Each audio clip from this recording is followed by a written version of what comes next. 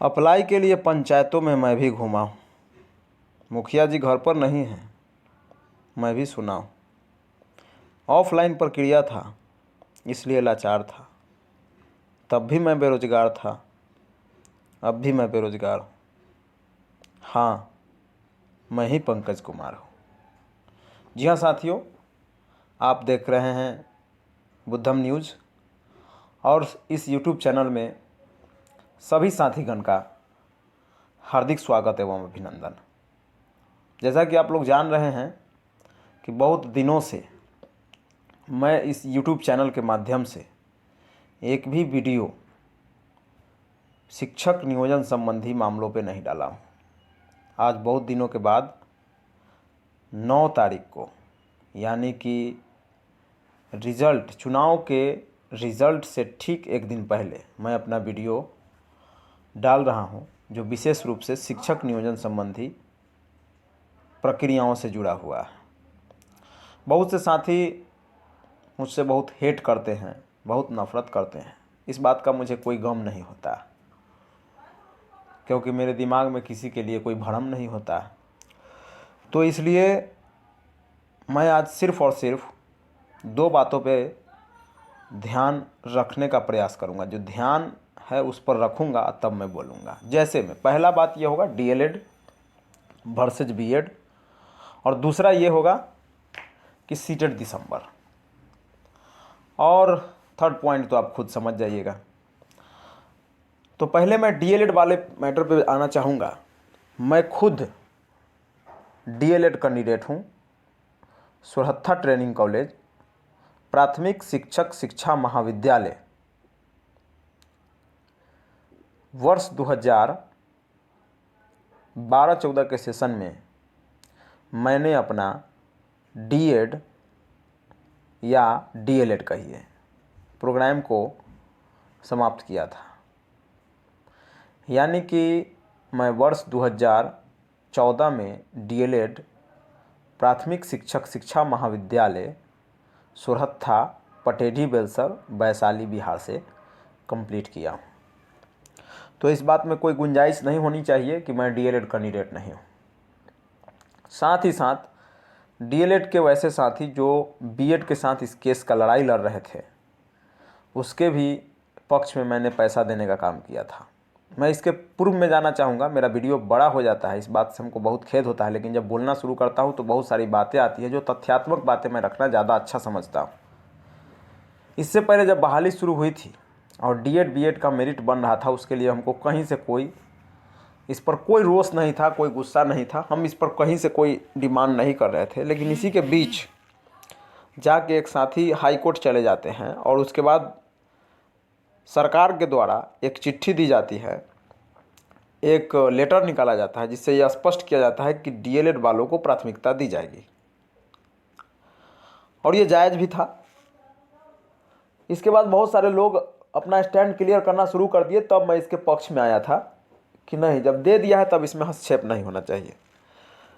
लेकिन देने के बाद बहुत सारे साथी पुनः बीएड वाले साथी इसको बराबर करवाने के फिराक में चले गए और बराबर करवाने के लिए अपना बात को वहाँ रखना शुरू कर दिए। पुनः आप लोगों के सामने एक जजमेंट आया है।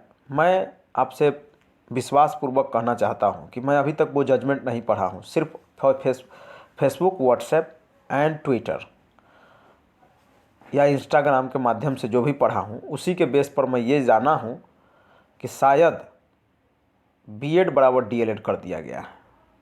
मैं इस बात से थोड़ा सा भी परहेज़ नहीं कर रहा हूँ। माननीय उच्च न्यायालय का आदेश है, स्वीकार होना चाहिए।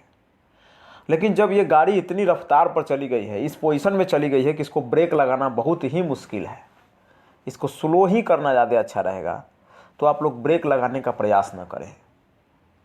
यदि डीएलएड वाले और बीएड वाले साथी को एक कर दिया गया है, तो इससे किसी को हर्ज और परेशानी नहीं होनी चाहिए।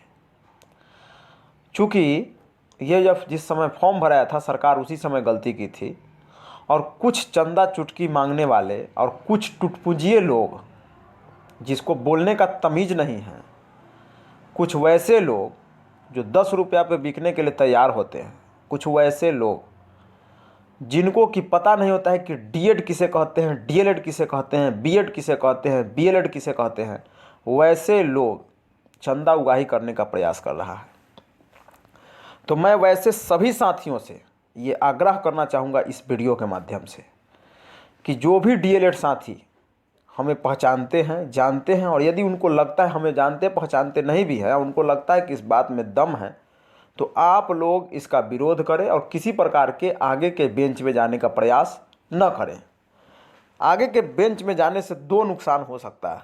पहला नुकसान तो ये होगा कि हमारा जो प्रक्रिया है पुनः लंबा खिंचाने का चांस रहेगा, और दूसरा ये रहेगा कि ज़रूरी नहीं है कि आपको डीएलएड की प्राथमिकता दे ही दी जाए। यदि आपको केस करने का शौक़ लगा हुआ है तो आप लोग एकत्रित होकर एक केस कीजिए जिसमें ये मांग रखिए कि डीएलएड वालों को भी हाई स्कूल में मौका दिया जाए। कब? इसमें नहीं, जो परीक्षा हो गया है दूसरे लोगों को डिस्टर्ब करने का कोशिश ना करें, एक फ्रेश रीड करें, और फ्रेश रीड करके आप ये डिमांड रखें कि हम लोगों को भी हाई स्कूल और 10+2 में जगह दिया जाए। ये सब कर सकते हैं, लेकिन बिहार शिक्षक नियोजन वर्ष 2019-20 में किसी प्रकार का हस्तक्षेप ना करे तो ज़्यादा अच्छा रहेगा। चूँकि जो टुटपुंजिये लोग, जो दो कौड़ी में बिकने वाले लोग, जिनको कि कुछ पता नहीं होता है, वो लोग अपना स्टेटमेंट देना शुरू करते हैं, बहुत अच्छा नहीं लगता है हमको। और सभी साथी स्वतंत्र है, किसी भी डीएलएड साथी है कोई और वो केस करना चाहते हैं, किसी को कोई मना नहीं करेगा। केस करने वालों को मैं मना नहीं कर सकता हूँ, लोग स्वतंत्र हैं, लेकिन मैं वैसे साथी को मना करूँगा जो हमसे जुड़े हुए हैं, जो हमें जानते पहचानते और मानते हैं।